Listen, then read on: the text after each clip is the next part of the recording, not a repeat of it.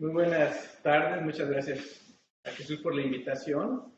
Es para mí realmente muy grato tener la oportunidad de platicar con ustedes y hacer una reflexión acerca de la situación actual de la inteligencia artificial, de sus, pues, las grandes posibilidades que nos brinda, pero también los retos que nos está poniendo. Y yo creo que en este momento es bueno regresar a los orígenes de la disciplina y partir del planteamiento original que hizo Turing en el artículo de 1950 de Computer Machinery and Intelligence, donde él, en este artículo de entrada, Turing plantea la pregunta de si las máquinas pueden ver. Y es el artículo en el que Turing elabora el programa de inteligencia artificial, que yo creo que de alguna manera se ha venido siguiendo mucho más literalmente de lo que se podría uno haber imaginado. Ahora, esta pregunta es una pregunta muy cargada, porque tiene dos términos que son muy difíciles de definir. Uno, ¿qué es máquina? Otro, ¿qué es pensar? Pues primero que nada, hay que abordarlos, y Turing aborda la pregunta directamente de qué entendemos por máquina, y él establece directamente que se refiere a las computadoras del tipo ordinario, las computadoras digitales, que ahora conocemos como máquinas de Turing, que él mismo había introducido en el artículo de 1956 acerca de los números computables con una aplicación al problema de decisión. Ahí está el título original, que el problema de decisión es el Scheindl's Problem en alemán. Y que a la fecha sigue siendo la referencia central de las ciencias de la computación y el modelo pues, más aceptado de lo que es computar. Entonces, las computadoras son máquinas. Muy importante. Y la máquina de Turing, aquí la describo de una manera muy simple, esquemáticamente.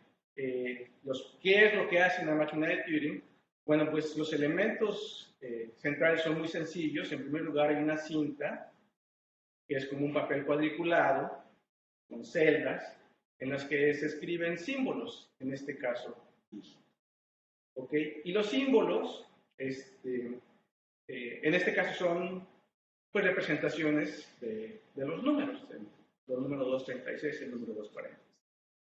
Ahora, lo que hace la máquina es que tiene un escáner que puede ver un símbolo a la vez, una celda a la vez, y tiene una máquina de control de estados, con la cual puede inspeccionar los símbolos, moverse a la izquierda, moverse a la derecha y escribir sobre ellos. Y lo único que hace la máquina es transformar una situación o un estado inicial, donde están estos números, que son los argumentos de una función, y produce una representación, en este caso otro número, que corresponde en este caso a la suma de la función. Entonces todo lo que hace la máquina es transformar representaciones. Ahora, la máquina no sabe que lo que está representando son números. No sabe que esos dígitos están representando números en el sistema notación decimal. No lo sabe. Tampoco sabe que lo que está haciendo es correr un algoritmo, procesar una función. Tampoco lo sabe. Y tampoco sabe que está en una situación estándar de referencia. Por ejemplo, aquí ven que el escáner está alineado al símbolo más izquierdo, tanto a la entrada como a la salida, que es una configuración estándar, que requerimos para poder interpretar lo que está en la máquina. Eso tampoco lo sabe la máquina. Todo eso lo sabemos nosotros los seres humanos que interpretamos a las representaciones que manipulamos. Pero la máquina no sabe nada. Entonces, de este simple esquema, yo creo que podemos decir de manera muy general que computar, en el sentido de Turing, que de hecho es el sentido universal de lo que es la computación, cuando menos el más aceptado, es inspeccionar y transformar representaciones. Eso es lo que es una computación. Y aquí podemos distinguir, ¿qué es lo que hace la computadora? La hace diferente de la maquinaria ordinaria. Pues la maquinaria ordinaria la construimos para hacer un trabajo útil y seguro. Mientras que las computadoras realmente pues, no hacen un trabajo útil, sino simplemente modifican representaciones para ser interpretadas. Entonces, se interpreta. Y esa es realmente la única diferencia que hay entre una computadora y una máquina de ordinario. Entonces, las computadoras son máquinas.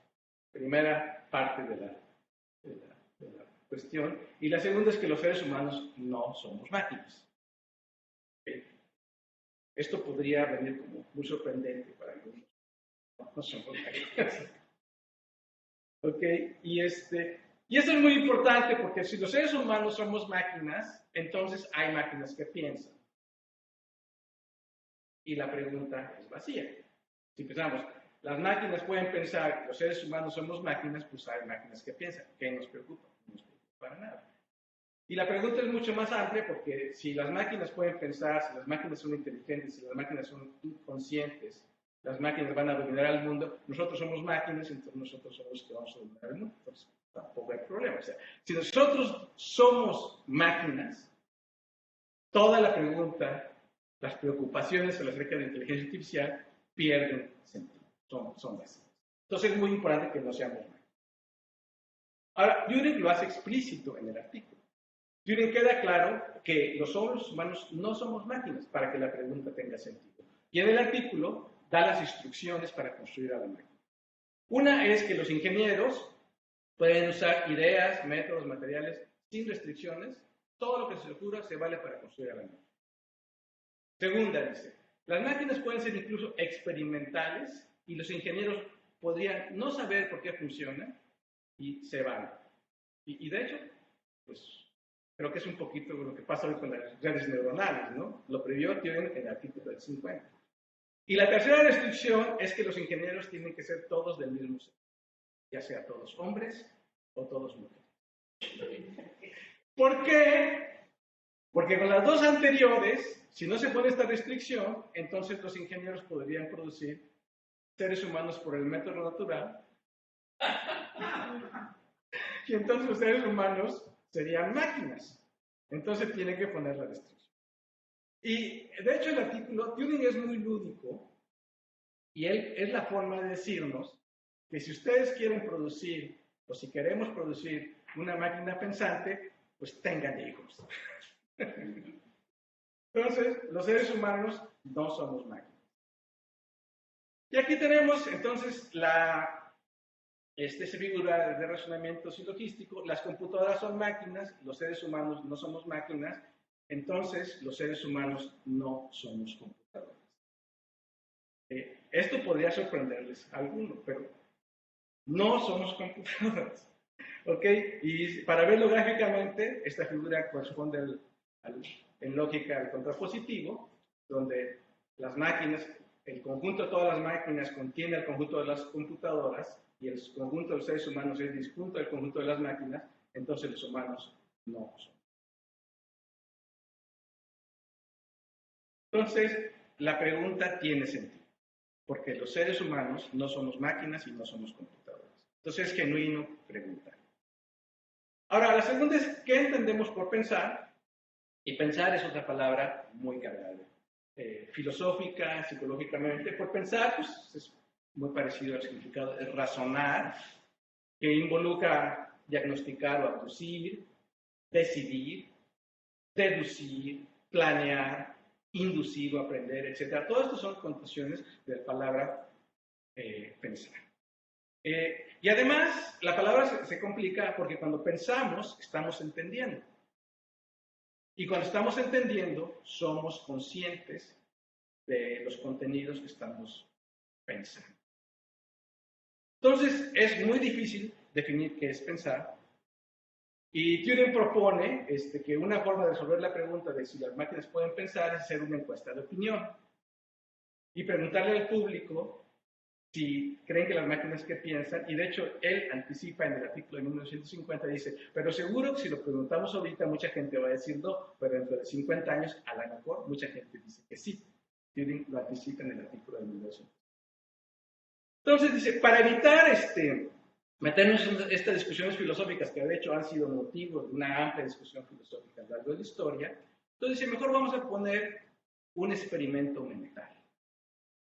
Vamos a crear un escenario imaginado en el cual hay un agente que tiene que realizar una función, y si la realiza de manera adecuada, tenemos que concederle, por las condiciones del experimento mental, que piensa. Y ese experimento mental es el juego de imitación. Así lo llamó Turing, y después se popularizó como la prueba de Turing, que es un experimento mental para ver si las máquinas pueden pensar. Y como todos sabemos, la prueba de Turing se trata, este es el escenario original que presentó Turing, donde hay una computadora que tiene que engañar a un sujeto humano haciéndolo creer que es un ser humano. Y si lo logra, dice Turing, entonces la máquina pasa la prueba y tenemos que conceder que piensa, que entiende y que es consciente, así como yo a cualquiera de ustedes les concedo que piensan y son conscientes nada más porque los veo, aunque yo no tenga acceso a sus pensamientos subjetivos. Pero yo le doy el crédito. Dice Turing, tienes la obligación de hacer eso como lo haces cuando atribuyes mi pensamiento a cualquier otro ser. Ahora es muy importante que en el lenguaje que utiliza en la prueba no hay ningún tipo de restricción. Se permiten todos los fenómenos del acto del habla espontánea, se permite todo tipo del acto del habla y se permite mentir, y de hecho es muy importante que se permita mentir porque la máquina está diciendo una mentira, y es una mentira muy grande. Dice, yo soy un ser humano siendo que no lo es. Y nos engaña, pues nos engaña significativamente. Entonces aquí la premisa del experimento mental, la premisa de la prueba de Turing, es que hablar presupone pensar. Es decir, que conocemos el pensamiento a través del lenguaje. Y eso da el esquema, o sea, el esquema de la inteligencia artificial simbólica como se llevó a cabo de manera muy literal por muchísimos años, donde el lenguaje es un módulo de la arquitectura cognitiva que recibe actos del habla proferidos por los interlocutores y genera actos del habla para dirigidos a los interlocutores y establece el ciclo de la comunicación. Y en este proceso, el módulo del lenguaje se asiste del módulo del pensamiento, del razonamiento y de la memoria, son módulos diferentes, para intercambiar conocimiento. Y entonces lo que surge es que el lenguaje es un proceso interpretativo e intencional. De hecho, aquí les comento, este es el modelo también que ha guiado de manera muy literal el desarrollo de los robots Golem, que he venido en el proyecto que inicié hace ya más de 20 años con mis colegas y colaboradores, y hemos seguido este modelo de manera muy literal. Ahora, sin embargo, el lenguaje es también una habilidad. Y es una habilidad que ejercemos desde que nacemos, empezamos a hablar. Los niños se empiezan a ejercitar en el lenguaje y a lo largo de la vida seguimos ejercitando el lenguaje y nos convertimos en verdaderos expertos del lenguaje. Entonces se entrena, el lenguaje se entrena y se convierte en un lenguaje automático y literalmente en muchas ocasiones se habla sin pensar. ¿A ustedes conocen a alguien que habla sin pensar? Dicen, ocasionalmente. Bueno, y aquí introduzco a ChatGPT. Yo creo que ChatGPT es una realización de este lenguaje automático, que es un lenguaje sin pensar. Como seguramente la mayoría de ustedes saben, lo que quiere decir ChatGPT es un Generative Pre-trained Chat, y lo que es Pre-trained, o sea, lo que está preentrenado son modelos de lenguaje muy grandes. Es una máquina basada en modelos de lenguaje muy grandes. Ahora, la historia de los modelos de lenguaje es muy antigua, no es algo que ha surgido con las redes neuronales profundas. Y de hecho, me parece que es bastante aceptado que los modelos de lenguaje los debemos a Markov, quien en 1915-1916 tomó un libro que se llama Eugenio Onegin, del poeta ruso Pushkin, y este es un poeta venerado en Rusia, y este es un libro de culto en Rusia. Y lo que hizo Markov fue tomar a todas las palabras, a todas las letras del libro y las clasificó como vocales y como consonantes. Y después hizo unos cálculos para poder predecir si una letra era vocal, dada el tipo de letra anterior. Si el anterior era vocal o consonante. Para una vez y para dos veces. Para predicción dada la letra anterior, y predicción dada las dos letras anteriores. Y de esa manera, pues tuvo un esquema en el cual el lenguaje se puede predecir de cierta forma en base al lenguaje que se ha exhibido directamente. Y este es el origen de los modelos de lenguaje. Y esta idea, que son los procesos markovianos, pues sigue siendo presente. Ahora, en la siguiente aparición, me parece importante, de los modelos de lenguaje, aparece en el artículo de Shannon, de la teoría matemática de la comunicación de 1948, que es el artículo donde se presenta la entropía. Es uno de los artículos más importantes, yo creo, simplemente. Y en este artículo, en la teoría, Shannon utiliza los procesos markovianos para modelar a la fuente de información. O sea, la fuente, o sea, quién está hablando, y la entropía es una propiedad de la fuente de información. ¿Okay? Y Shannon utiliza modelos markovianos. Y la forma como lo que hace es decir, vamos a modelar a la fuente de información, es decir, vamos a crear una fuente que genere el lenguaje. Y él distingue los modelos de orden cero. Se pueden ustedes imaginar que hay una urna donde tenemos una canica, una bolita por cada palabra del lenguaje, etiquetada con la palabra. Y entonces la máquina generativa más simple es meter la mano a la urna, sacar una canica, ver cuál es, pronunciar o escribirla y llevar la primera palabra. Luego regresamos la canica a la urna, revolvemos, sacamos la siguiente canica, la escribimos y ahí va, ¿no? Entonces, es una máquina generativa. Y sale el lenguaje y usted va a decir, sí, pero es un lenguaje pues, muy aleatorio, no va a significar nada.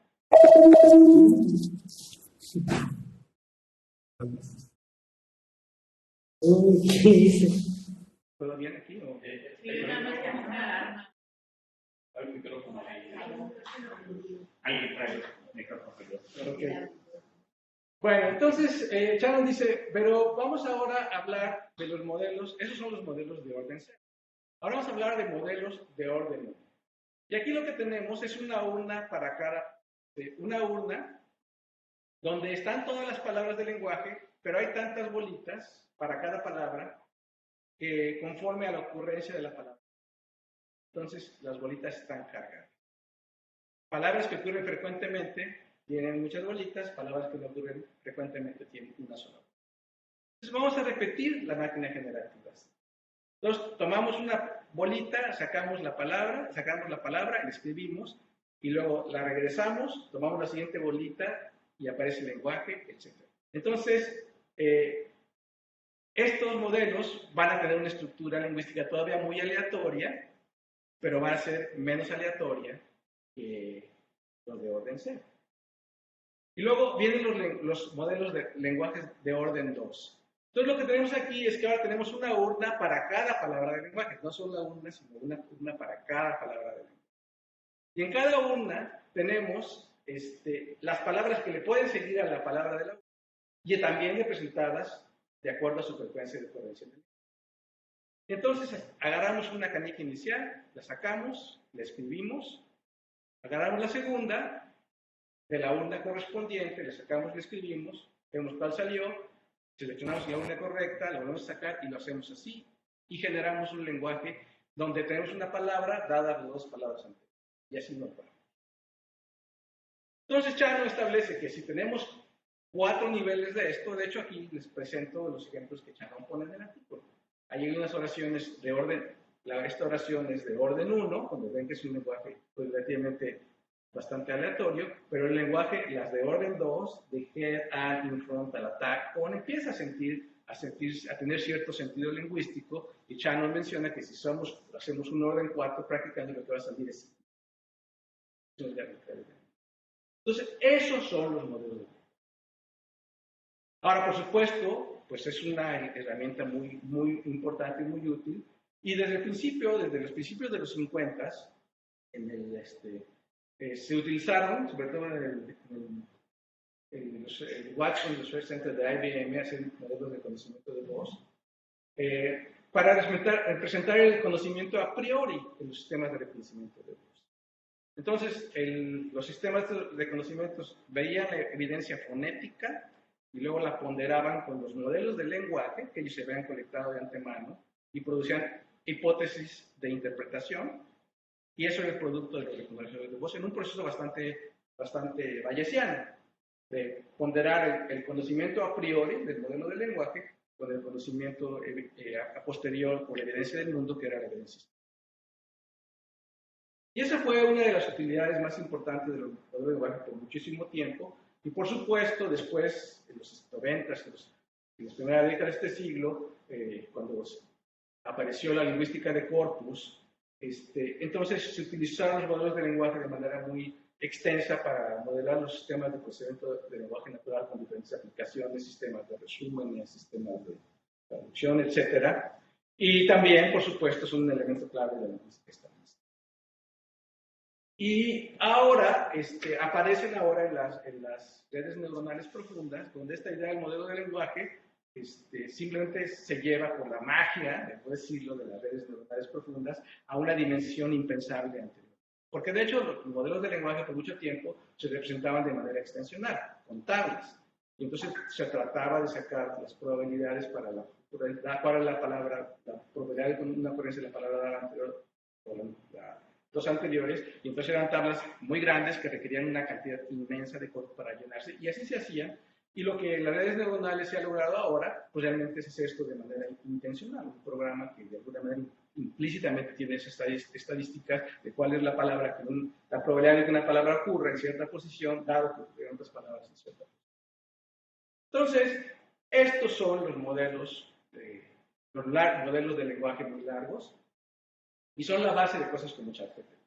Entonces, estos sistemas pues tienen estadísticas y tienen un generador muy interesante, muy inteligente, y se les mete. Y lo que hacemos los usuarios es meter un prompt, una palabra que decir Sor Juana, y entonces lo que va a buscar es qué es lo que predice los modelos de lenguaje que va a seguir después de Sor Juana, básicamente. Entonces, más o menos el proceso es esta predicción, y los modelos de lenguaje, Sor Juana con una escritora, y luego se retroalimenta lo que el mismo sistema produce y se vuelve a meter con el modelo de lenguaje para hacer una siguiente extensión. Sor Juana por una escritora poética y filósofa del siglo XVII, etc. Y eventualmente podemos meter un segundo prompt, fue buena, y con el texto que ya había generado y el nuevo prompt, entonces nos generamos un nuevo texto y así no. Entonces lo que hace ChatGPT, eso realmente es el tipo de tratamiento.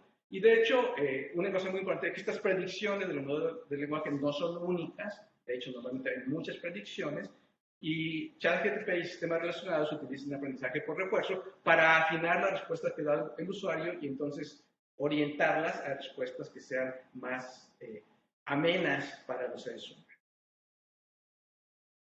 Entonces es como mucho conocimiento a priori, con poca experiencia del mundo.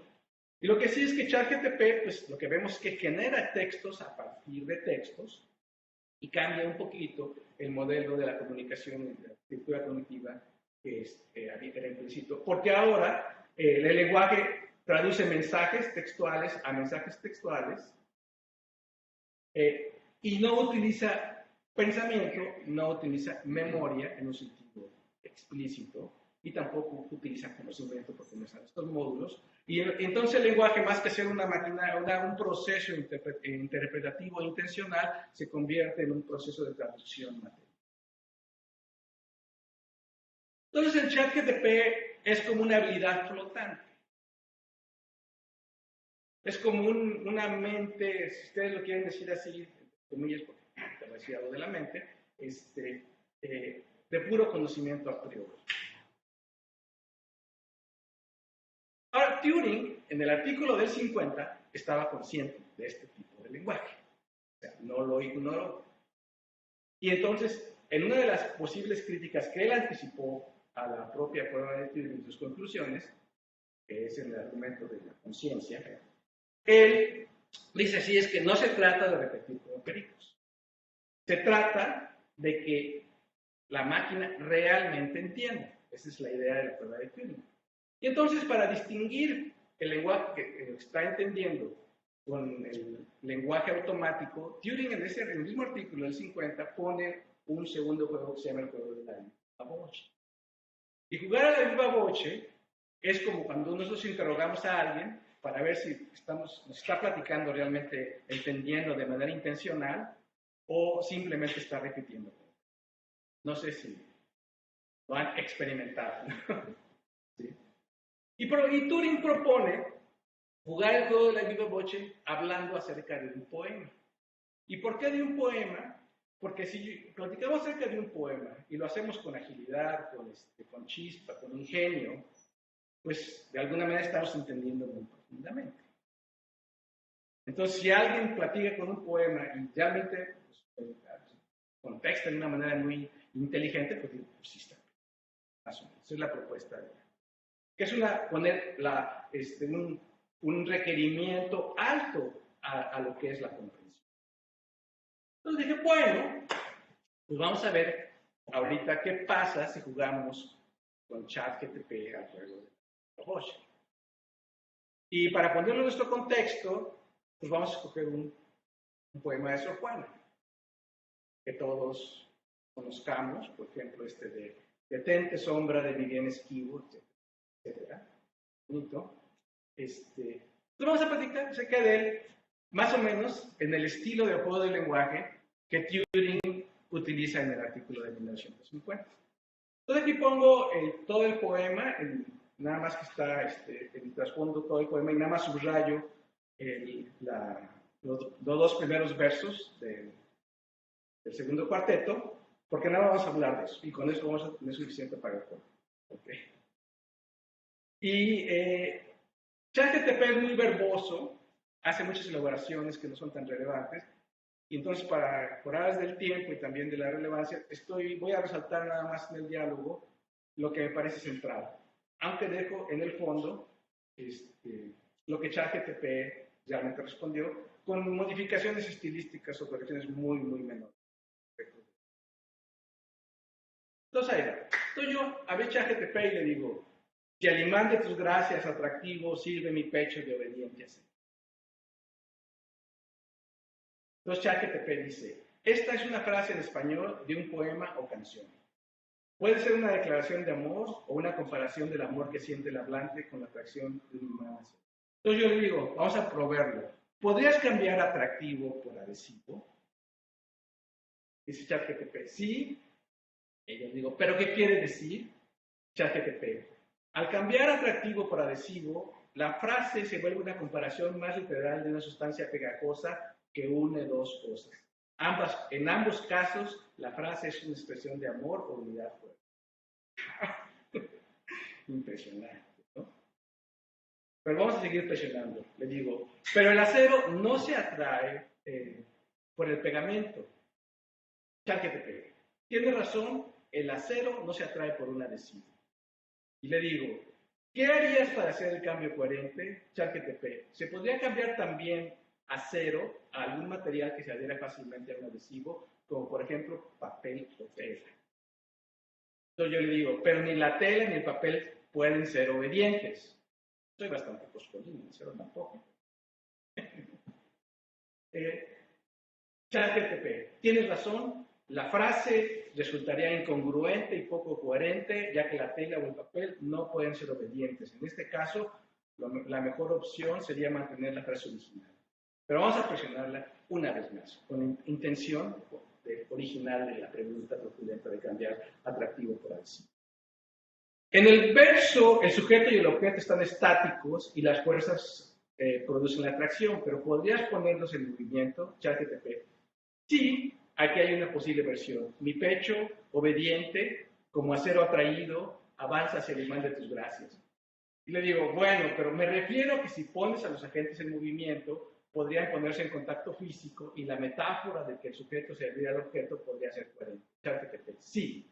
Por ejemplo, mi pecho de acero avanza hacia ti atraído por el imán de tus gracias y se adhiere a tu lado. Realmente bonito, ¿no? Muy bonito. Me sorprendió, superó ampliamente mis expectativas y sí me hizo ver pues, que realmente hay algo muy interesante detrás de ese tipo de tecnología. Sin embargo, en ciencia tenemos que estar seguros. Para estar seguros, pues, tenemos que experimentar. Y para experimentar, pues tenemos que repetir los experimentos una y otra vez. Y entonces hice el experimento un mes después. Un poco de manera fortuita, o sea, no crean que lo hice tan intencionalmente, sino pero lo hice y veamos lo que salió. Entonces empiezo igual. Si al imán de tus gracias atractivos sirve mi pecho de obediencia. ChatGPT. Este verso es parte de una estrofa del poema A una rosa de Quevedo. ¿Qué? Yo no sabía, me sorprendió. Puede que yo no supiera, pero me extrañaría no saberlo. Y lo primero es, entonces, ¿qué? ¿Sor Juana plagió a Quevedo? ChatGPT. No necesariamente. La expresión es una metáfora que se puede utilizar en diferentes contextos literarios y poéticos. Si bien este verso, y lo subrayo, este verso es parte de un poema de Francisco de Quevedo, no significa necesariamente que Sor Juana lo haya plagiado y lo utilizó en su obra. ¿Qué? Este es un error de juicio. Si es un verso de Quevedo y Sor Juana lo utilizó, Sor Juana plagió a Quevedo. No hay vuelta de hoja. ¿Ok? O sea, hoy en día hay quienes arguyen que sí se vale.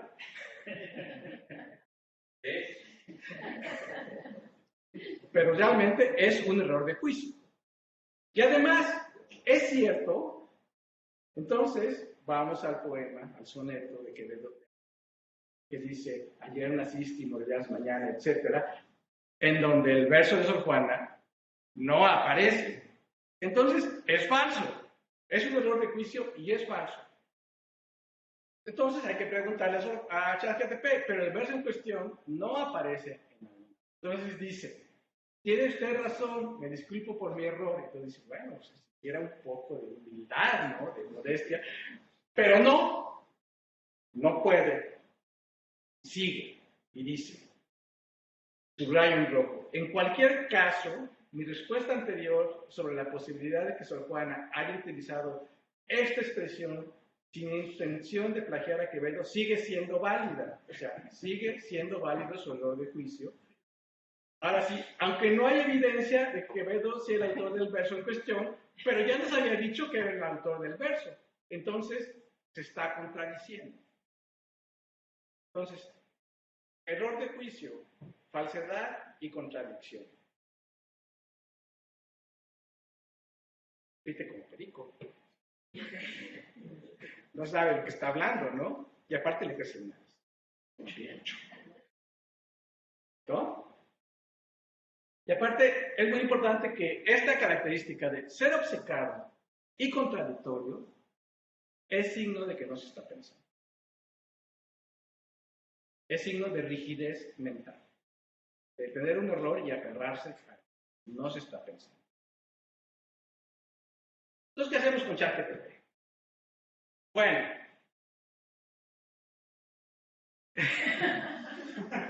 Pues sí. O sea, ChatGPT puede tener usos muy positivos y la tecnología generativa de inteligencia artificial puede ser muy útil en muchos contextos si se utiliza bien. Eso es indudable. Eso es una herramienta poderosa. Ahora, pero que puede facilitar plagio, que se puede utilizar para la publicidad y la comercialización de manera legal, pero también de manera bastante dolosa, que se puede utilizar para manipular a la gente, digamos, con fines políticos, o que puede haber uso doloso de la información, pueden ser sujetos de fraude. Sí, cierto. Es cierto. Ahora, lo importante es que todas estas cosas ya las veníamos teniendo. No aparecen con ChatGPT. Todos estos problemas estaban ya presentes en la tecnología, desde siempre han estado de alguna forma y con la tecnología computacional. Ustedes saben de que, pues ahora para los profesores ya tiene muchos años en que tus alumnos le dejas un ensayo y tienes que ver quién hizo cut and paste, ¿no? Eso es cierto, ¿no? Y tienes que tener el ojo mucho más crítico para ver si un artículo científico realmente es legítimo o el autor está tomando algo plagiado. O sea, eso es un problema. Ahora, ChatGPT lo hace más grande porque sí es una herramienta que lo trae empacado. Pero, digamos que antes, digamos que la crítica, la información está revisada, ustedes ven una enciclopedia, pues tenemos confianza en que esa enciclopedia dice la verdad porque está curada.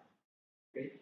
Ahora, el problema es que el proceso de curación es directo, nos cae a uno de nosotros. Nosotros tenemos que entrevistar a ChatGPT cuando nos dice que Sor Juana plagió a Quevedo. Lo tenemos que exponer. Y eso lo tenemos que hacer cada uno de nosotros en el uso de la tecnología. Y entonces, la única solución que yo veo en el largo plazo es que necesitamos una sociedad más educada y más crítica. Pues sí, pero ese es el reto. El reto que nos pone no es ChatGPT, es ser más educados y más críticos, quiero decir también más humanos. Y aparte, por supuesto, una mejor policía. Porque para eso están las policías. O sea, cualquier tecnología o cualquier desarrollo genera oportunidades para abusar y para eso tenemos a la policía. Y entonces, cuando hay más abuso, pues la policía tiene que ser mejor y más capacitada y más grande. Y claro que siempre va a haber gente que lo va a eludir y entonces es un juego no que acabar. Es un juego social que pues, es permanente y no se va a acabar. Lo tenemos que afrontar. Y ahora paso a esta pregunta. ¿Es ChatGPT pasa la prueba de Turing? Bueno, en realidad, algunos podrían decir que sí y otros que no. Dicen, no la yo lo que ya les dije, pero a mí no la pasa, ya les dije. Pero alguien podría decir, no, yo conozco a alguien así. Y si la pasa, ¿no? Ok, entonces, pero creo que no es lo importante. Lo importante es que pasar la prueba de Turing no es condición necesaria ni suficiente para pensar, entender y ser consciente. Yo creo que ahí Turing se equivocó. Y podría platicar por qué se equivocó. Yo que se equivocó por razones estrictamente metodológicas, porque Turing era apegado al método. Y eso lo podríamos elaborar. Pero realmente yo creo que no. El contraargumento de la prueba de Turing, o sea, que más me gusta y me parece el más importante, es el argumento del cuarto chino. Lo presentó el filósofo norteamericano John Searle de la Universidad de Berkeley en este artículo que se llama Minds, Brains and Programs en 1900. Y este argumento es una especie es una antiprueba de Turing, ¿sí? Donde las condiciones son análogas, nada más que la conclusión que surge es que la máquina no es consciente. Entonces, el argumento es así. Hay un cuarto, que se llama el cuarto chino, donde hay un sujeto que no habla chino, no entiende una palabra de China, jamás ha visto símbolos en chino, etc. Está dentro del cuarto chino. Pero en ese cuarto hay un conjunto de instrucciones que se pueden seguir mecánicamente para cuando se ve un símbolo en chino o una secuencia de símbolos en chino, estas instrucciones te dicen que hay que poner o escribir un símbolo en chino o una secuencia de símbolos en chino, mecánicamente. Entonces este sujeto que no habla chino entiende esas instrucciones. Y el cuarto tiene dos ventanas o dos orificios, uno por la izquierda y uno por la derecha, y por un orificio le pasan símbolos en chino. Entonces el sujeto los toma, ve sus tablas y entonces selecciona el símbolo en chino del otro lado y lo pone del otro lado. Entonces entran símbolos en chino y salen símbolos en chino. Pero en el escenario hay un tercer individuo que está fuera del cuarto, que es un hablante natural del chino, entiende chino. Y a él le parece que la entrada y la salida es chino perfecto, es coherente. Que es, por ejemplo, que por un lado entran preguntas y por otro lado salen respuestas. O puede ser, por ejemplo, el tipo de preguntas iniciales que se le presentan a la máquina de la prueba de Turing. Entonces, el ser humano entra a las preguntas y la máquina la respuesta. ¿Okay? Entonces, el cuarto, para la persona que está afuera, pasa la prueba de Turing. Pero, sin embargo, por las condiciones de experimento, sabemos que esa máquina, el cuarto chino, o sea, el sujeto, no es consciente porque no entiende nada. Entonces, el punto es que este sujeto es el procesador. Es la computadora que está en el cuarto, que es el que maneja el responsable de la conducta. Es el procesador de la máquina, que manipula símbolos sin necesidad de entender nada. Y eso es una prueba muy contundente. A mí me parece que es un argumento muy, muy contundente y se necesita realmente pues, pensar muy extraño para decir que es falso. Ahora, sin embargo, hay gente que no cree en el cuarto chino. Yo me he topado con gente de alto nivel en computación que dice que más o menos nunca he comprado el argumento chino. Aunque no lleguen a decir por qué no, pero no lo... Y gente importante. Y Searle, en el artículo del 80, él anticipa las posibles respuestas de la misma manera, o en forma análoga, como Turing anticipa las posibles objeciones a la prueba de Turing. Bueno, un artículo muy bonito y leerlo los dos puntos es muy bonito por eso, porque son como reflejos. Y entre las objeciones más importantes que presenta Searle está lo que él llama la respuesta del sistema.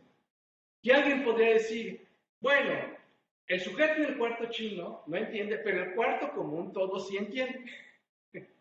Porque es la conducta que estoy teniendo. Pues eso es muy extraño de decir, pero gente lo dice.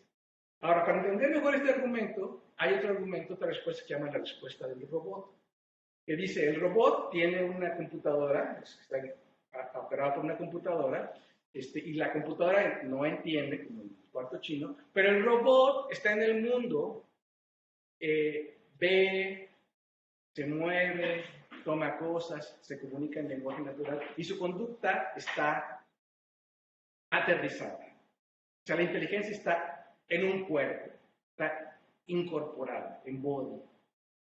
Entonces, por el hecho de ser la conducta y estar aterrizado en el mundo, entonces ya entiende y es consciente. Aunque se conceda que el procesador no es consciente, ni entiende. Lo cual es muy extraño, también de decir. Pero, ahí les presento al robot Golem, que es la última versión que hemos hecho, que hace estas cosas, habla con las personas, se mueve, pregunta por preferencias, encuentra objetos, los toma, se los trae a la persona, etc. Esas tareas. Y gente que lo va a ver y me dice, oye, y es consciente, y es inteligente, y piensa. O sea, sí, hay la gente que tiene esa impresión. No les paso el video porque tenemos muy poco tiempo. Pero ya lo vemos después si es posible. Está en una liga, por si quieren ver el video. Se puede usar también. Pero el problema final con este tipo de argumentos es que si se aceptan, entonces uno se ve la necesidad de aceptar que cualquier dispositivo que tenga una entrada y una salida es consciente. Yo veo que tengo un dispositivo, entonces los termostatos son conscientes. Las televisiones y los radios son conscientes. Los aviones son conscientes. Y también los órganos. El estómago es consciente. Y también el hígado es consciente. Y así, todo que tenga una entrada y salida es consciente. Entonces, los objetos de la naturaleza son conscientes. Y aquí pasan dos cosas. Si tenemos esto, pues entonces ya la noción de conciencia es completamente vacía. No tiene ningún contenido. Pero aparte, lo que nosotros queríamos saber que es conciencia, pues ni siquiera lo abordamos. Entonces, cuando alguien dice el universo es consciente, está tomando esta postura. Que cualquier objeto que tenga una entrada y salida es consciente.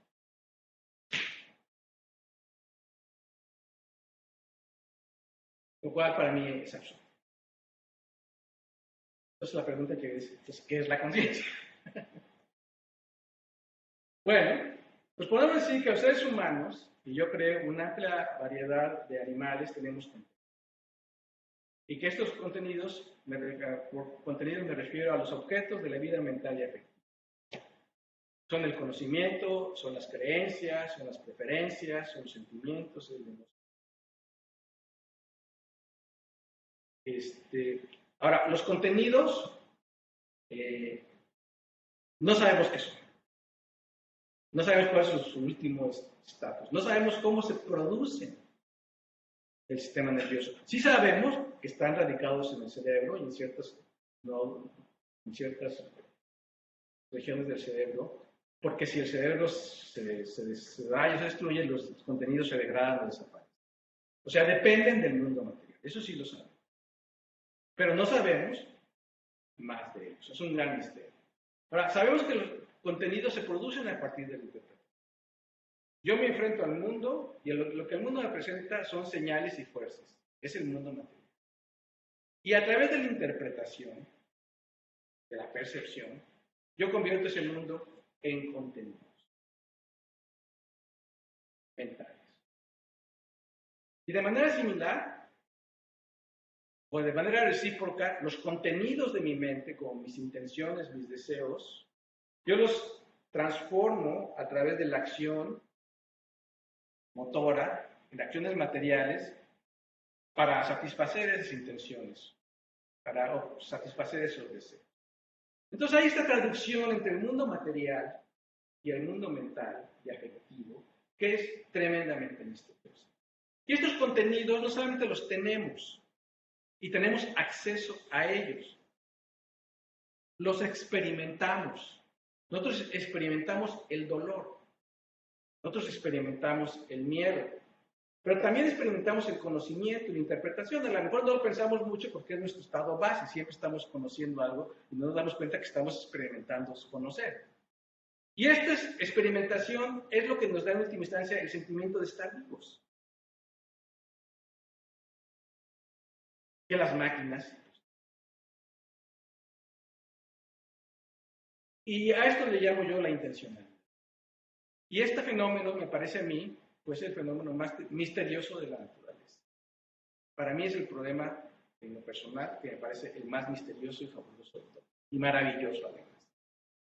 Que hay este mundo material y que nosotros tengamos contenidos que son causales.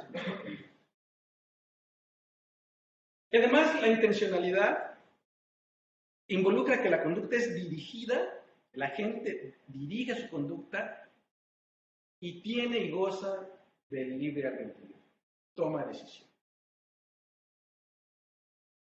Y las toma porque tiene contenidos. Y además el libre albedrío y la agentividad, o sea, tomar decisiones y actuar en el mundo con una fuerza igual, requiere que haya un espacio de indeterminación. Porque si no hay determinación en el mundo o en la mente, pues no se pueden tomar decisiones. Si todo está predeterminado, pues tomar decisiones es una ilusión, realmente.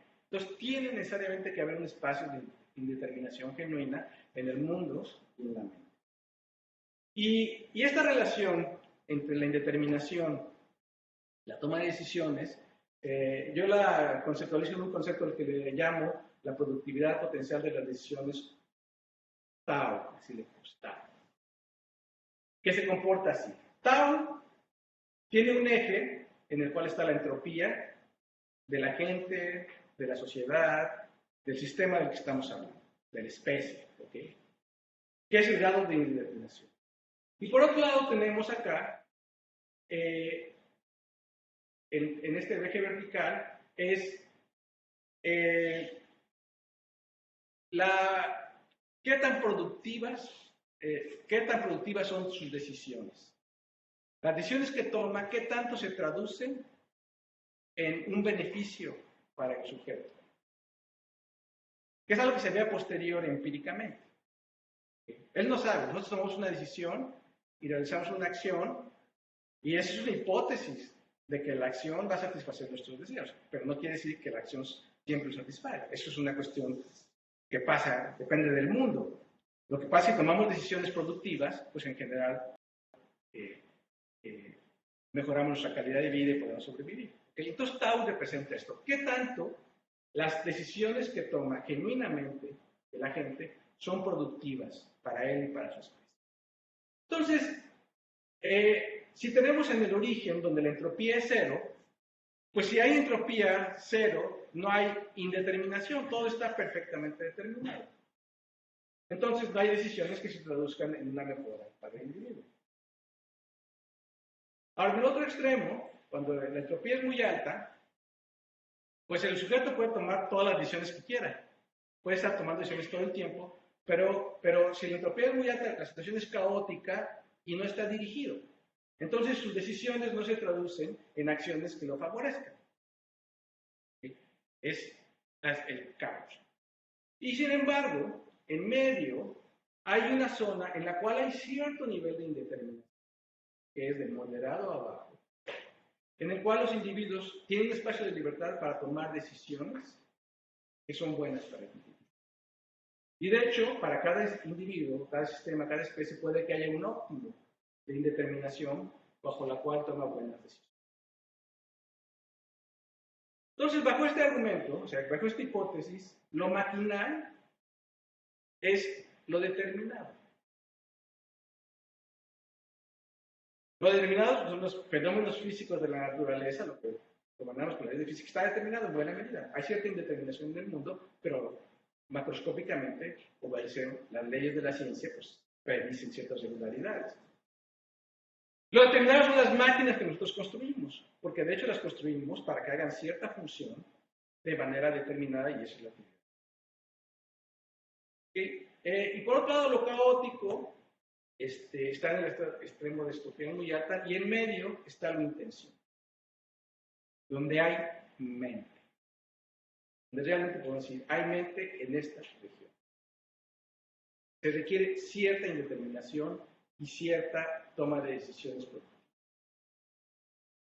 Entonces, las máquinas están en el extremo de la determinación, son perfectamente determinadas. Y la computadora no es la excepción.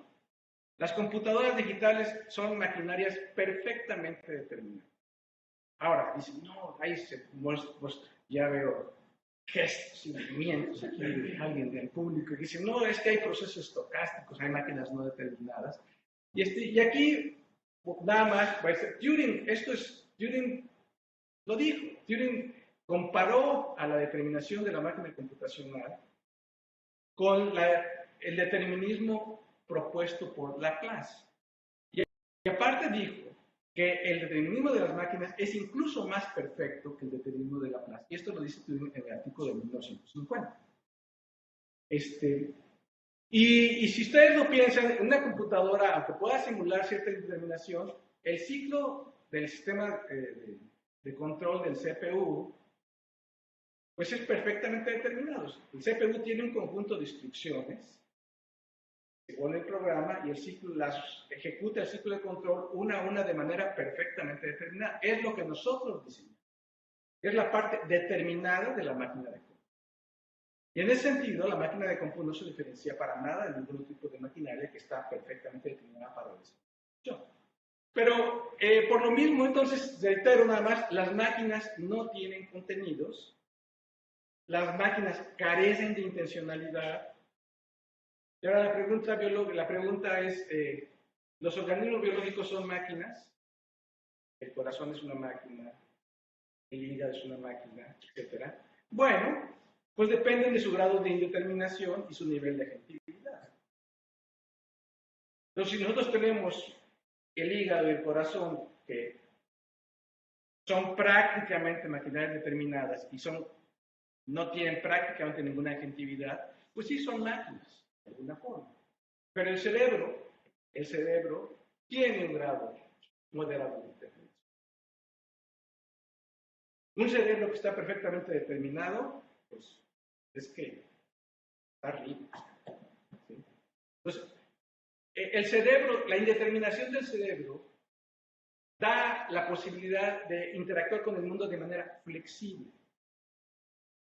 Si el cerebro fuera rígido, pues seríamos como autómatas, como los robots. ¿Okay? El automatismo es justamente es la indeterminación cero. El autómata es lo completamente determinado. Y claro que si la indeterminación cero fuera muy grande, pues estaríamos todo el tiempo en las situaciones de alta actividad, ¿no? Entonces el cerebro no es una máquina. Y el cerebro no es una máquina.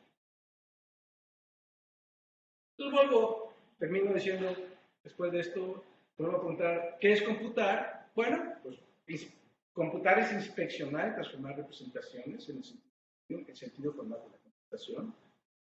Por lo mismo, no hay computación sin representación. Entonces, para que haya computación, tiene que haber una representación. Pero también una representación sin ser interpretada no es nada. Un libro que no se lee está muerto. El libro cobra vida en el momento que lo estamos leyendo. Entonces, no hay computación sin representación e interpretación. Porque sin interpretación, y reitero, la computadora no se distingue para nada de la maquinaria ordinaria. Y la interpretación la aportamos los seres humanos. Y yo creo, literalmente, que la computación es un fenómeno relacional entre la máquina que transforma las representaciones y los seres humanos que hacemos las interpretaciones. Y paradójicamente lo que quiero decir es que la computación no es una propiedad objetiva de las máquinas. Entonces termino, ¿cómo proceder en inteligencia artificial? Y aquí me remonto a Turing, en el artículo del 50, en su último párrafo, donde él plantea el futuro de la disciplina y él dice, se puede sostener que lo mejor es darle a la máquina los mejores órganos sensoriales que el dinero pueda comprar para enseñarle a entender y hablar bien. Este proceso podría seguir la enseñanza normal del niño, las cosas se podrían señalar y nombrar. Es decir, la tarea es enseñarle a la máquina el lenguaje para que la máquina pueda aprender a través del lenguaje como aprendemos los seres humanos. Y este proceso es aprender el lenguaje de manera aterrizada en el mundo, a través de señalar y nombrar las cosas. Que no es el lenguaje que está en los modelos del lenguaje, que es como un lenguaje. Ahora, ustedes podrían preguntar, bueno, ¿y qué? ¿Se podrían crear máquinas con intencionalidad? Es una pregunta empírica, está abierto, pero habría que resolver el problema fuerte de la conciencia. Porque si no sabemos qué es la conciencia, entonces ¿cómo lo vamos a poner conciencia a una máquina? Para que tenga acceso a sus contenidos y además experimente el mundo. Y ya no sería bien. Si llegáramos a ser máquinas de esta naturaleza, intencionales, los problemas que teníamos con ChatGPT serían nada.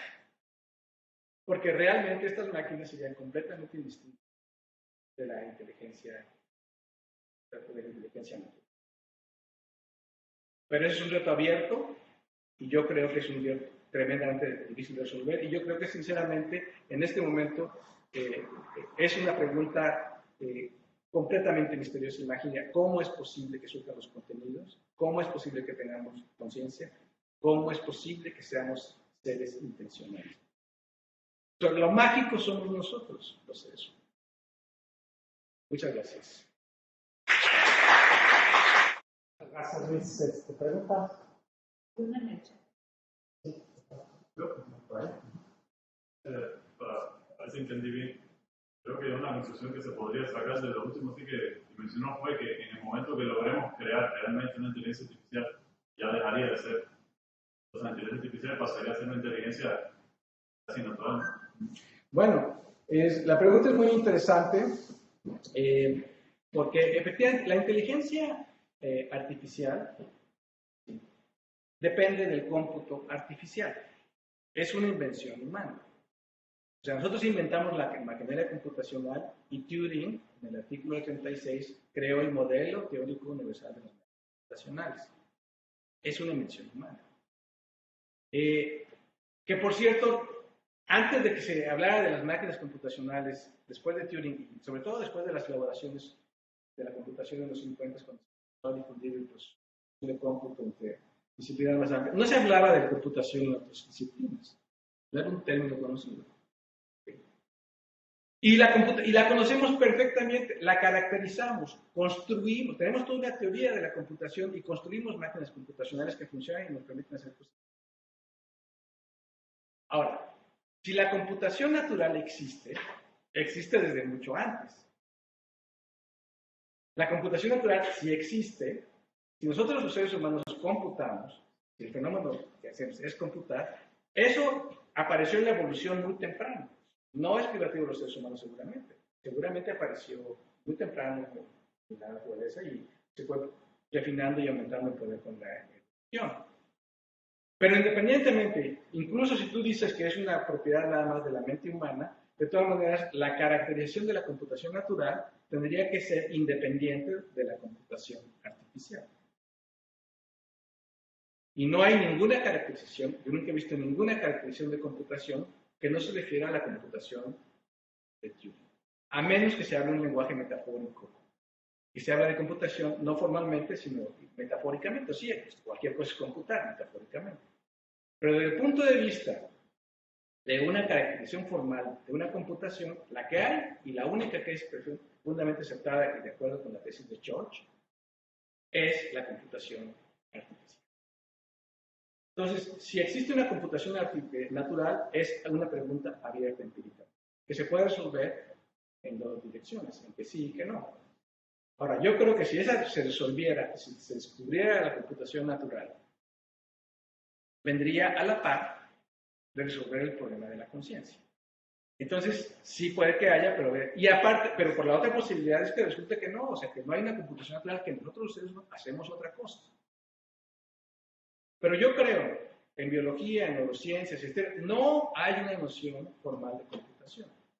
Se usa la palabra computación como una metáfora de la computación de máquinas de Turing. Pero no hay una formulación independiente. Ahora, que el cerebro es un órgano que procesa señales eléctricas y magnéticas, etcétera, etcétera, pues claro que sí es cierto, pero eso no es computación. A cierto punto, teoría que veis, bueno. No, porque son señales, o sea, digamos, un telégrafo es una computadora, o un sistema de control es una computadora. No, existieron mucho antes que existiera la computación.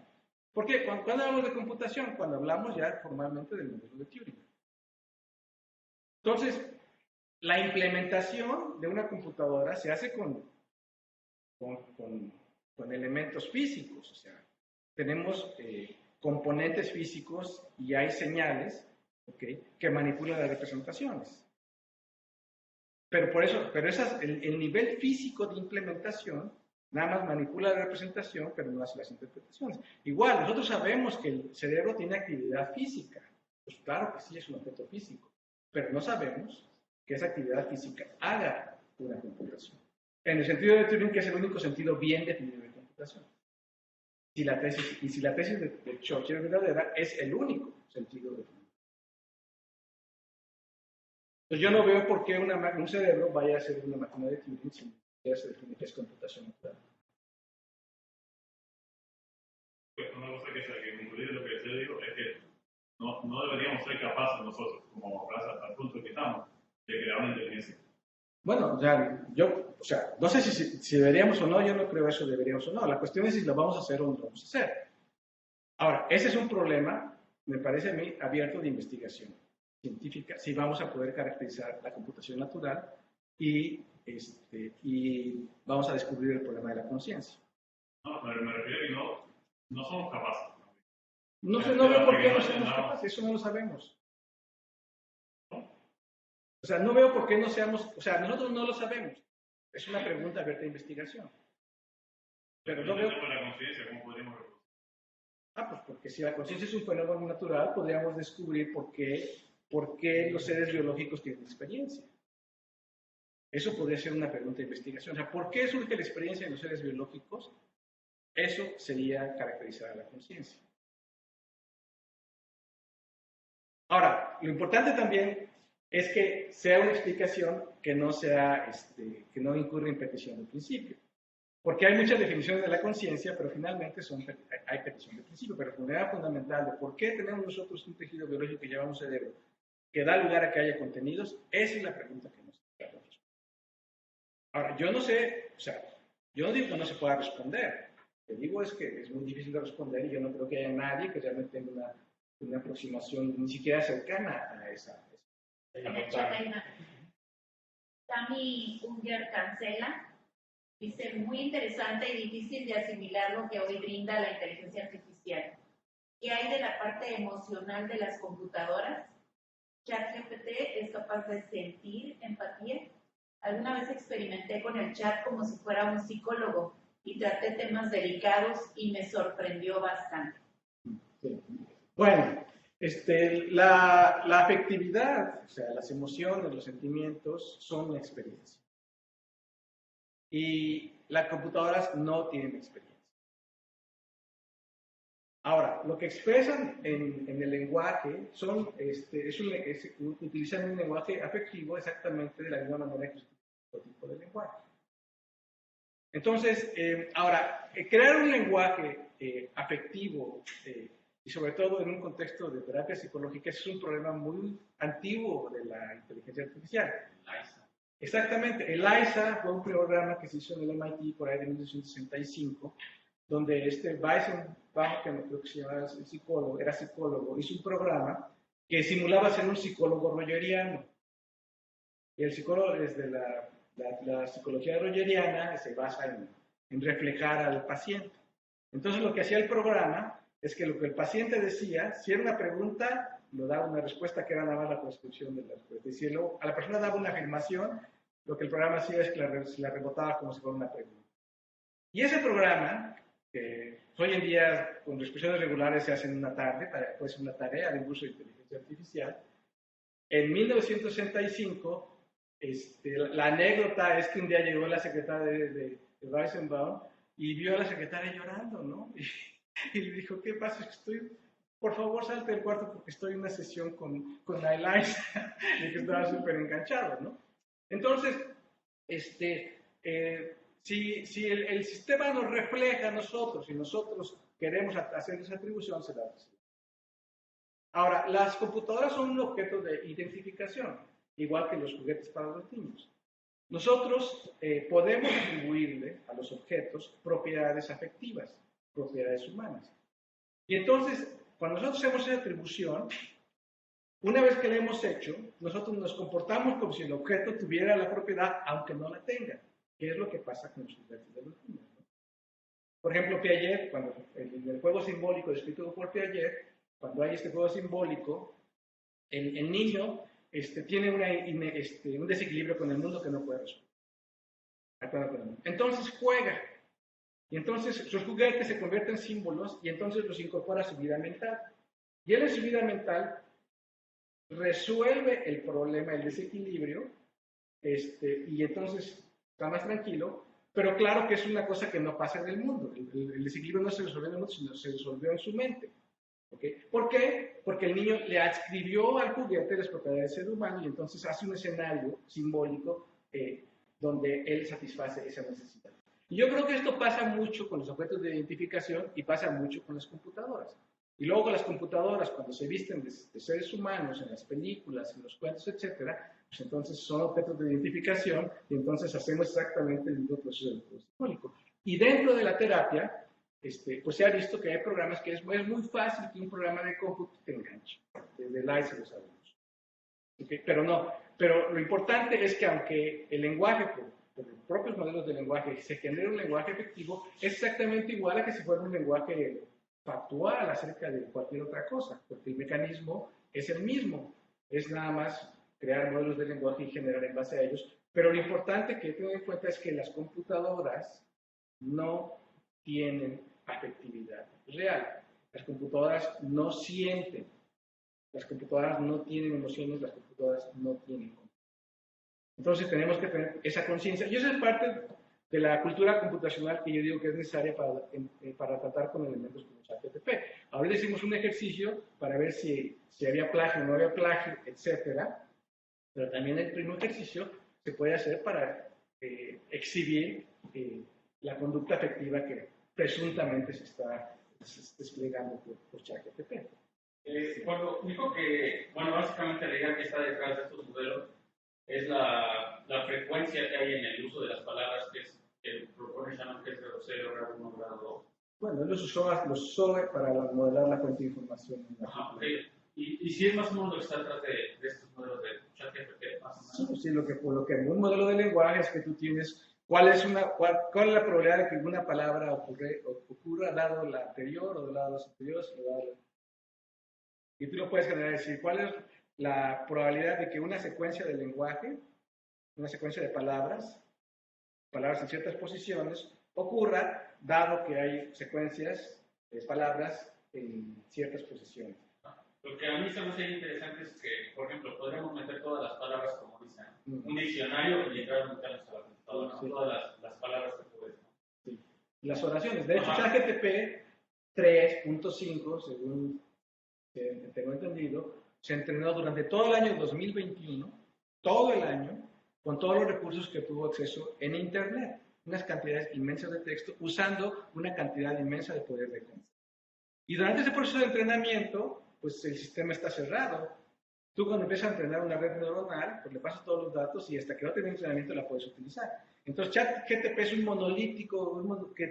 monolito que tardas un año en entrenar, con el cual no puedes interactuar. Y aparte, por supuesto, hace estadísticas acerca de los textos que tiene acceso. Gracias. Agradecemos de nuevo a la entrega de un reconocimiento hecho por ChatGPT.